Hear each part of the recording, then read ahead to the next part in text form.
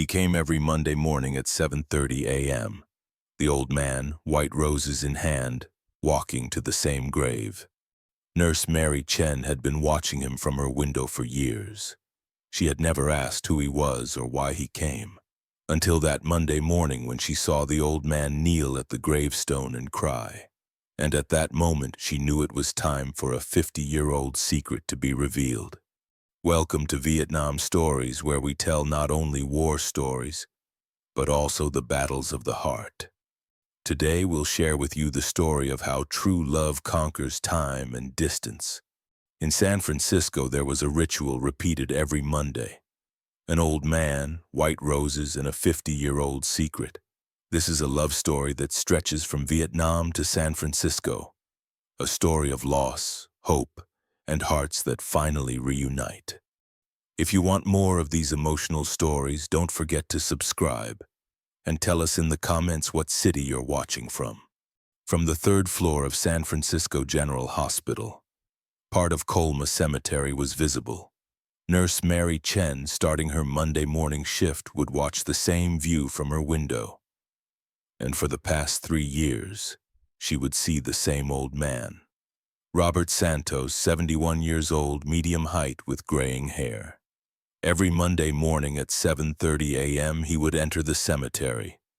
He always carried the same thing, white roses. He never spoke, never looked at anyone, just went to the same grave. Mary hadn't paid much attention at first.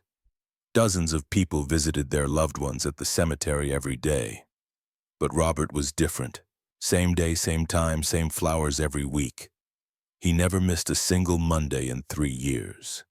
"Mary, patients are waiting for you," her colleague Jennifer warned. "Coming," Mary said as she moved away from the window. But in the corner of her mind, the same question always lingered. Why did this old man come so regularly? After months passed, Mary's curiosity had grown. She began watching Robert more carefully. There was a limp in his walk. He dragged his left leg slightly. His clothing was always the same, dark blue jacket, gray pants, old brown shoes. One day, when Mary's shift ended, she decided to go to the cemetery. She wanted to find out which grave Robert was visiting. Walking through the cemetery, she followed the direction Robert had gone. Near the Vietnam Veterans section, grave number 247. When she read the headstone, she was surprised. James Patrick O'Brien, 1951 to 1971, Vietnam veteran, beloved son and brother. Mary stopped. Why was he coming to this grave so regularly? What connection did Robert have with this Thomas? The following Monday, Mary gathered courage and approached Robert. The old man was kneeling at the grave, arranging the flowers. "Excuse me," Mary said gently. Robert was startled and looked up. "Yes?" the old man replied cautiously. "I'm Mary Chen, a nurse at the hospital. I always see you coming here." Mary introduced herself politely. Robert tried to stand up, looking somewhat hesitant. "Oh, I'm sorry if I'm bothering anyone," he began shyly. No, I was just curious. You come to this grave very regularly," Mary said with interest. Robert looked at the headstone, then turned to Mary. "James was my closest friend. We fought together in Vietnam," he explained sadly. "I understand. I'm sorry if it's a private matter." Mary prepared to withdraw understandingly. "No, it's fine. I'm Robert Santos." The old man introduced himself, extending his hand. "Mary Chen. Nice to meet you, Mr. Santos." Mary shook his hand respectfully.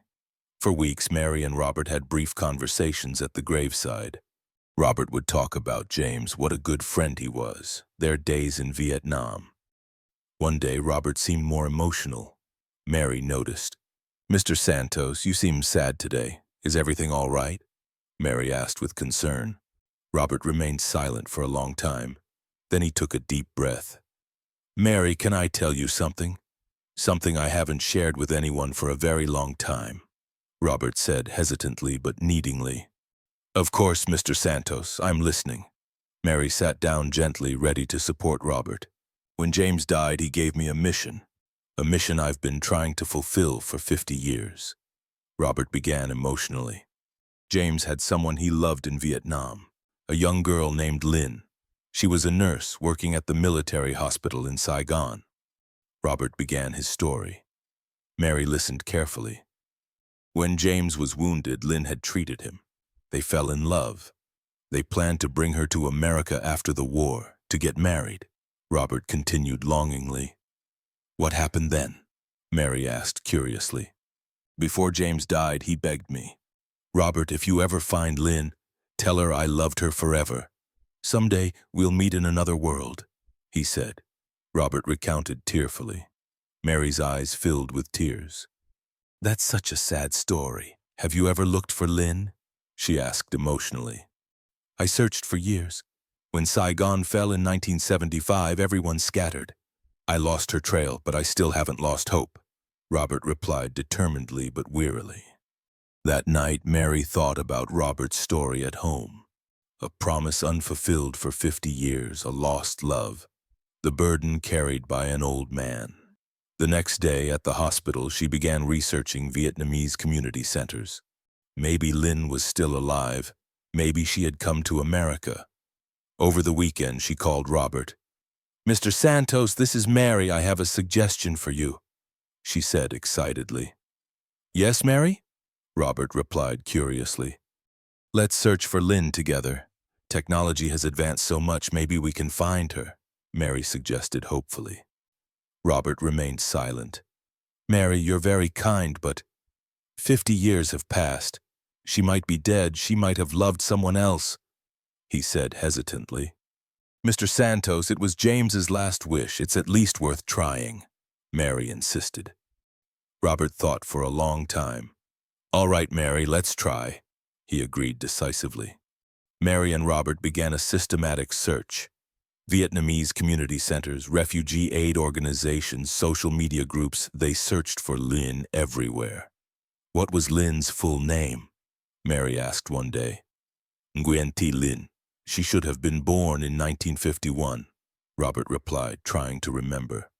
Weeks passed. Hundreds of calls, thousands of messages. Some promising leads emerged, but none led to the right person. Robert was beginning to lose hope. Mary, maybe this is enough. Too much time has passed, he said wearily. No, Mr. Santos, true love never gives up. James wouldn't have given up either, Mary replied determinedly. Finally, a Vietnamese community leader called Mary back. Hello, I'm David Chen. I might have information about the Linh Nguyen you're looking for, he said hopefully. Mary's heart raced as she answered. Really? Please tell me, she requested excitedly. There's a Linh Nguyen living at Golden Years nursing home in San Jose. The age matches, and so does the background. But, David paused. But what? Mary asked anxiously. She has dementia. Sometimes she remembers, sometimes she doesn't, and she still says James's name, David explained emotionally. When Mary gave this news to Robert, the old man couldn't speak for a long time. Dementia? So she might not remember me? Robert asked anxiously. She might not remember, but Mr. Santos, she still remembers James. That's very important, Mary replied reassuringly. Robert hesitated. What if I upset her? What if she doesn't want to see me? He asked fearfully. Then we'll come back. But if we don't try, James's last wish will remain unfulfilled forever, Mary said persuasively. After speaking with David, they arranged an appointment. Robert had never been this nervous before. In the Garden of Golden Years nursing home in San Jose, under the trees sat an elderly woman. Her hair had turned white, but the beauty in her face was still visible. Linh Nguyen, 70 years old, still carried traces of that young Vietnamese girl. When Robert and Mary entered the garden, Linh was looking at flowers. David guided them. Linh, you have visitors, David said gently. Linh looked up and gazed at Robert. There was no sign of recognition in her eyes. Robert approached and spoke with a trembling voice. Hello, Linh. I'm Robert Santos. I was James's friend. He introduced himself emotionally. Lynn's face suddenly changed. James? Do you know James? She asked excitedly. Yes, I knew him. He was my closest friend, Robert replied tearfully. Lynn stood up and touched Robert. Where is James? Can I see him? She asked hopefully. Robert's heart broke. How would he tell her the truth? Mary helped Robert. Lynn, James died a long time ago in the Vietnam War, she explained gently. Lynn's eyes filled with tears, but she didn't look surprised. It was as if she already knew this. Yes, I know, but sometimes I see him in my dreams. He tells me he's coming to me, Lynn said sadly but calmly. Robert pulled out an old photograph from his pocket. A photo of James, Robert, and Lynn taken in Vietnam. Do you remember this photo? Robert showed it gently. Lynn looked at the photo and touched it with her fingers. Oh, this is my James, and you're Robert, she suddenly remembered. Yes, I'm Robert. When James died, he told me something. Robert began emotionally. James's last words were for you, Lynn. Robert continued with a trembling voice. Lynn listened carefully, her eyes on Robert's face. Tell Lynn that I love her forever. If there's another world, I'll wait for her there, he said. Robert conveyed James's exact words. Tears streamed down Lynn's face, but she was smiling. I never forgot him either, Robert. I got married, had children, but a corner of my heart always belonged to James, she said sincerely. Mary watched this moment with her own eyes filling with tears. 50 years of waiting had finally found its answer. Robert, you've carried this message for 50 years. I'm so grateful, Lynn said thankfully. James was my friend. I had promised him, Robert replied humbly. From that day on, Robert began visiting Lynn regularly. Mary sometimes came with them. The three of them shared James's memories together.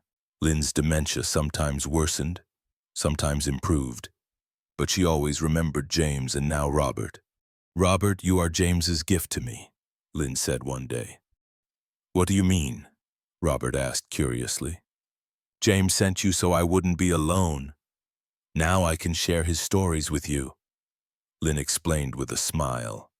Robert felt similar emotions. The burden I've carried for 50 years is lifted, Lynn. I found peace by delivering Thomas's message, he said with relief. A beautiful friendship developed between Mary, Robert, and Lynn. Mary visited them on weekends, and sometimes the three of them visited James's grave together. Mary, you're like an angel. Without you, I never would have found Lynn, Robert said gratefully. I just helped Mr. Santos. You're the real hero. You kept your word for 50 years, Mary replied humbly. Lynn added, and I finally heard James's last words. Now I'm at peace, she said happily. When Lynn felt strong enough, Robert decided to take her to James's grave. Mary came with them too. That Monday morning, the three of them went to Colma Cemetery together. Lynn was in a wheelchair with Robert and Mary guiding her. When they reached grave 247, Lynn cried as she read the headstone. Hello, my love. I missed you so much. Lynn spoke in a mix of Vietnamese and English. Robert and Mary waited respectfully behind her. James, Robert found me. He brought your last message, and I'm telling you, I still love you always, Lynn said emotionally to the grave. Then she turned to Robert. Thank you, Robert. You kept your word, she said gratefully. Months passed. Robert no longer came alone every Monday. Sometimes with Lynn, sometimes with Mary, sometimes all three together. Lynn's health generally remained good. She had dementia but always remembered James and Robert. It was as if love was a force that protected memory. Robert had freed himself from 50 years of guilt. He had kept his promise to James. He had reached Lynn. Mary found happiness in watching the friendship of these two elderly people. Sometimes the most beautiful love stories don't end with lovers reuniting, but with love continuing to live in a different form. One day, Lynn told Mary, James's soul is now at peace because his message was delivered, and we are at peace too, she said wisely. Robert added, love never dies, it just changes form. James's love brought us together, he said with deep understanding. Mary, watching them, thought, true love never gets lost. Time, distance, even death cannot stop it. It just waits for the right moment. James's love, after 50 years, had brought peace to two hearts, and this peace would last forever. And so ends the story of Robert and Linh. A love that began in Vietnam 50 years ago was completed in San Francisco in a different way. James's last wish was fulfilled. Two hearts found peace. This story shows us that true love never dies. Sometimes lovers reunite, sometimes they don't, but the spirit of love always lives, brings people together, and guides them toward goodness. Have you ever witnessed such a love story? A love that transcends time and distance, stronger than even death? Share your own stories in the comments. Tell us what city you're watching from, because love stories have no boundaries. If this story touched you, share it, subscribe. Help ensure that true love stories continue to be told. And remember, true love is never too late. It just waits for the right moment. Thank you for watching Vietnam Stories. Love never dies.